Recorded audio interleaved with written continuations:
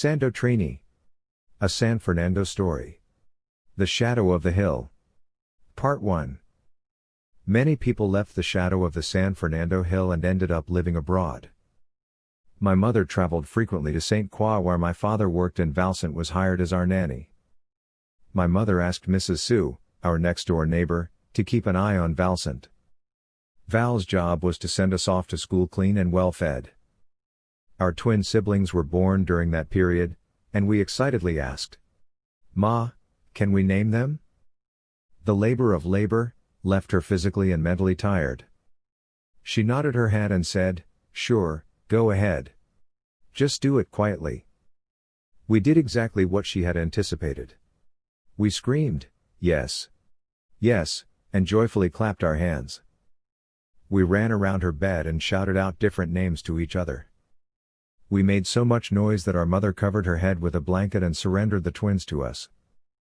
We calmed down and huddled together to pick matching names that were easy to spell and easy to remember.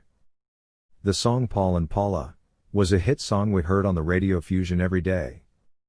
It was performed by a duo called Young Lovers. The chorus was, "Good luck to Paul and Paula, good luck young lovers everywhere, if your love is strong, then you can't go wrong. Good luck young lovers tonight, good luck young lovers everywhere." That song was soothing and easy to sing along to, and we liked the names mentioned in the song. We all agreed to name our twin siblings, Paul and Paula. Paul and Paula were a novelty pair on Cooper Street in San Fernando. Neighbors, friends and relatives came to touch and poke the twins. Unfortunately, all this attention directed towards the Golden twins had a negative effect on their 5-year-old sister. She never got over the trauma of being dumped for the twins. She laughed about the situation when she became an adult and had children of her own, but there was still pain in her laughter.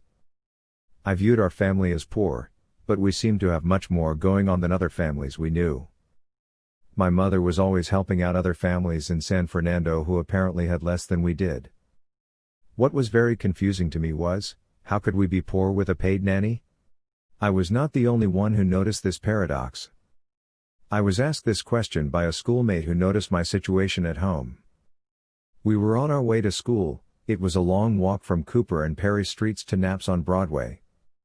We had to cross Drayton Street, transverse a very busy Cipero Street and then follow Sutton Street to Broadway. We kicked an old and rusted sardine can ahead of us for company. My schoolmate Wilfred suddenly asked me this question. "You talk about being poor, but how can you say that you are poor, when your family has a paid nanny and your mother and father travel on international flights to other countries?"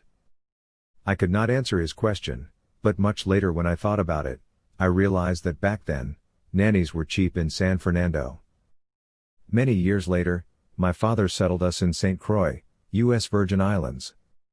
When he retired from the Hess Oil Company, he became a fisherman, and traded in his tools for rods and reels. We were able to fish together like we did from the old bridge across the Gatineau River at Cross Crossing in San Fernando. We were not the only ones moving around. People from the San Fernando Hill area can be found in every corner of the earth. I met a friend from Caribe Street in San Fernando, who had worked as a welder on the Alaska Pipeline in the USA. He said that he loved cold weather and complained that the sun in San Fernando was too intense for his health. My reaction to his statement was that he had suffered a brain freeze and that he was not thinking clearly. I asked him, what sane person would voluntarily trade shiny icicles for sunshine? There was definitely something else going on in his life. Every time the holiday season comes around, I think about my old neighborhood, and the movement of my friends and relatives. Surely, the lives of many people from the San Fernando Hill communities were disrupted. The descendants of that community are just now taking the time to find out where their parents and grandparents came from. My hope is that more people would share stories of their recollections and personal experiences of their early years in San Fernando. Maybe their stories would break down some barriers and misconceptions, whatever these may be. Maybe their stories would explain why they are proud to have experienced San Fernando and the shadow of the hill. To be continued.